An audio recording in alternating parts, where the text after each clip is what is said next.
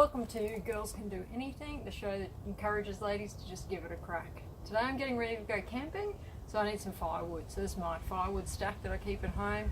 It dries out over the year, so it's great then to take camping. However, some of them are a bit long for me to stick in a bag to fit in the car, so I'm going to cut them up a bit today. So today I'm going to show you how to safely deal with a chainsaw, how to get it ready to cut, and then we'll cut some wood. The first thing we do before we cut is to check our blade here, our chain, which is way too loose. The fact that it's hanging off the bottom and I can pick it up like this is way too loose. So the way we do it, the way we tighten it, we get the tool, should come with it. Right, we loosen off these two. It'll be different for each chainsaw, so you just need to find what it is.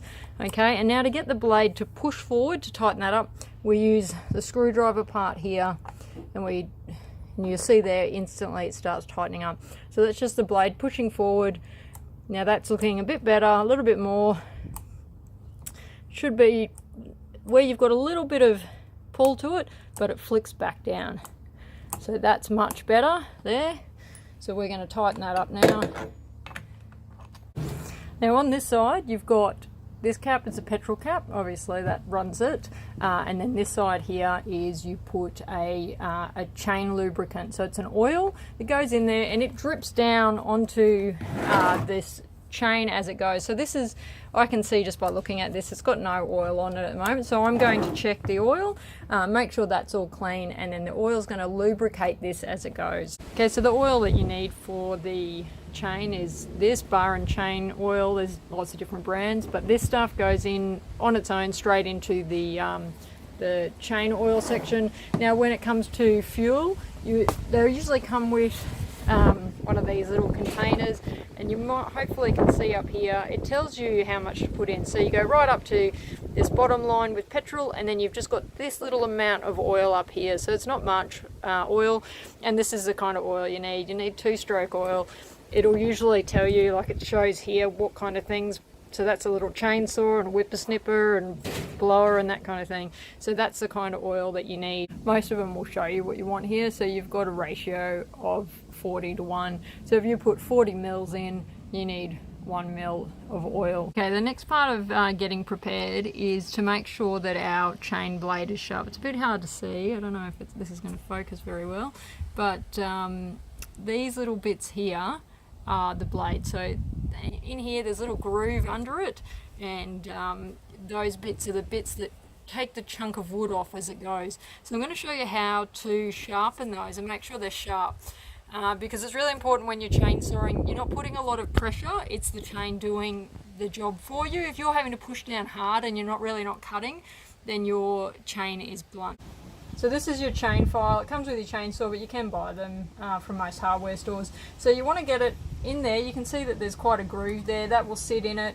You want to put it on the same angle as your little cutting blade there, and just give it about 3 nice strong, 3 or 4 nice strong pushes against it, which will help sharpen it off. Same with then the other side. On the other one it goes the opposite direction. Same thing, just a couple of runs through, all the way through.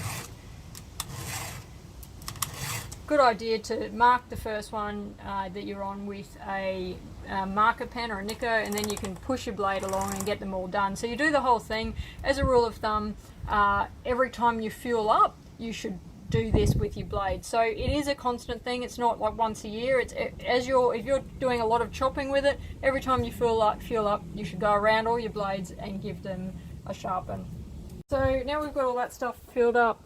The chain's ready to go. We've got some oil lubricant on the chain there. The next thing to understand is this thing. It's the chain brake. So when you put it, when you turn it on, you push this forward, which stops the chain from spinning. So then you start your chainsaw, the blade's not spinning, and then when you go to run, you pull it back, and then it will start spinning, and it's ready to cut. And the reason for that is that if the chainsaw flicks up towards you, your hand should push it like that as it comes up, which will then stop the blade spinning, and hopefully by the time it hits your face or something like that, the blade's no longer spinning. Okay, now that we've got it all primed up ready to go, it's time to start it. first thing is we make sure that the chain brake is forward. We make sure it's off to start with. We prime this bulb. It tells you on there how many times to do it. This is putting the fuel from the fuel tank into the engine. Don't push it more than the times that it says there, or you'll end up flooding the engine.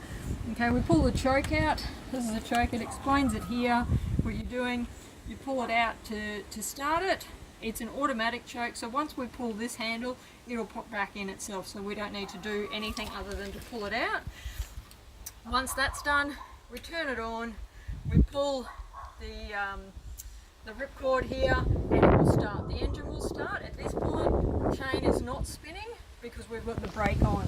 Okay, at that point then we can do that. That will go back in itself and it's ready to go, and all we have to do now is pull the chain brake back and the blade will start spinning, and we're then ready to cut. So we'll show you in real time now. Now I think it goes without saying, this is a pretty dangerous machine, so make sure you've got some safety gear on, eyes, ears, gloves, because we're dealing with wood. These aren't going to save you from getting cut. If you've got steel cap boots, I don't, but if you've got steel cap boots, put them on, pants, protect yourself as much as possible, and let's get this started. We're ready to go. We prime it, make sure that's forward, make sure we're turned on, choke's out. Right, give it a...